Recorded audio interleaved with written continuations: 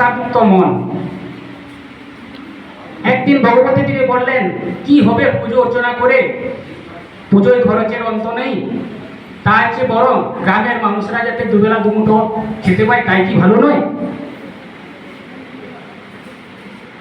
কিন্তু তখনকার দিনে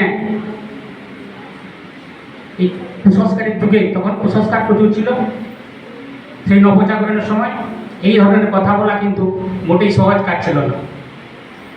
এটা ছিল ধর্মের নামে পাপের সামিল। কিন্তু ভগবতী দেবী পাপ করতেও তিনি কুণ্ঠবোধ করতেন না।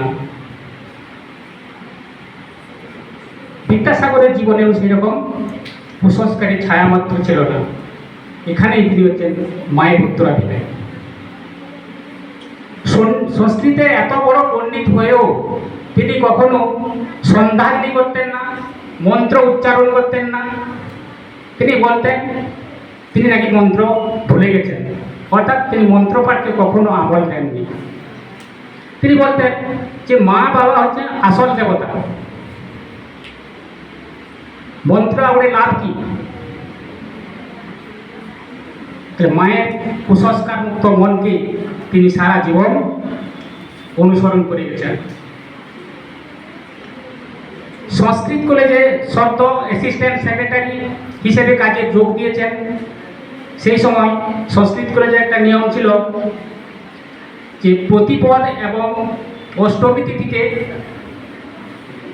কলেজ বন্ধ থাকতো। কেন বন্ধ থাকতো না? ওই দিন নাকি পড়াশোনা, সংস্কৃত পড়া উচিত নয়, পড়লে নাকি পাপ হয়। বিদ্যাসাগর সঙ্গে সঙ্গে সেই নিয়ম বাতিল করে দিলেন। বাতিল করে তিনি রবিবার ছুটির দিন ঘোষণা করলেন।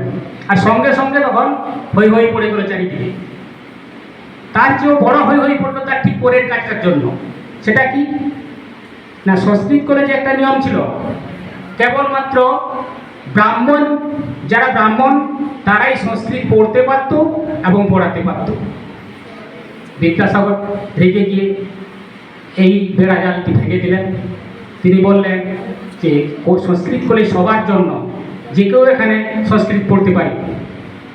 ব্রাহ্মণ পণ্ডিতেরা হই হই করে ছুটে এলো। কিন্তু সত্যের প্রতি চলতে থাকা বিদ্যাসাগরকে কারো দমানোর মতো শক্তি ছিল না। বিদ্যাসাগর আসলে স্পর্ধা ও সাহসের প্রতি, প্রতিবন্ধকতার বিরুদ্ধে মরণপণ লড়াই হচ্ছে বিদ্যাসাগর। বিদ্যাসাগর হচ্ছে আগুন, সেই আগুনে পুড়ে ছাই হয়ে গেছিল তৎকালীন সমাজের কুসংস্কার।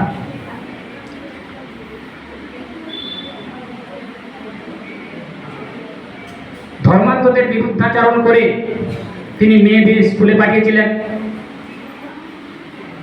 বিধবা বিবাহ চালু করেছিলেন, বহু বিবাহ রোধ করেছিলেন। অর্থাৎ মানুষের বাঁচার পথকে তিনি প্রশস্ত করে সকলের চোখে দয়ার সাগর হয়ে উঠেছিলেন। তো বিদ্যাসাগর সম্পর্কে আলোচনা কখনো শেষ হতে পারেনি। একবার ভগবতী দেবী বীরসিংহ গ্রামে, সেটা বিদ্যাসাগর যখন কলকাতায় ছিলেন, বিদ্যাসাগর এসে দেখলেন যে ভগবতী দেবী একটা সুতির শাল পরে আছেন, ছেঁড়া সুতির শাল পরে আছেন। তো বিদ্যাসাগর দেখে তার মার জন্য তার পরের দিন আর একটা শাল, নতুন শাল, পশমের শাল এনে দিলেন। দেখা গেল কি তার পরের দিন উঠি ভগবতী দেবী সেই সুতির শাল করছেন, নতুন শালটাকে বাক্সের মধ্যে রেখে দিয়ে। তখন বিদ্যাসাগর বললেন, মা এই পশমের শালটি পরছেন না কেন, এটা কি পছন্দ হয়নি? তখন ভগবতী দেবী বললেন যে এই গ্রামে আমার অনেক ছেলে মেয়ে আছে, তারা কিছু পড়তে পায় না, এই শীতে তারা কিছু পড়তে পায় না, আমি কি করে পড়বো? তার ঠিক পরের দিন বিদ্যাসাগর অনেক শাল এনে দিলেন। ভগবতী দেবী সেই শাল দরিদ্র গ্রামবাসীদের মধ্যে বিতরণ করে দিলেন। তারপরে তিনি বিদ্যাসাগরের দেওয়া শালটি বললেন। এই হচ্ছেন ভগবতী দেবী। আর মায়ের এই গুণটি তার মধ্যে দেখা গেছিল।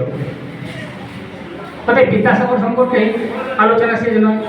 তিনি বাংলা সাহিত্যকে অমরত্ব দান করে গেছেন,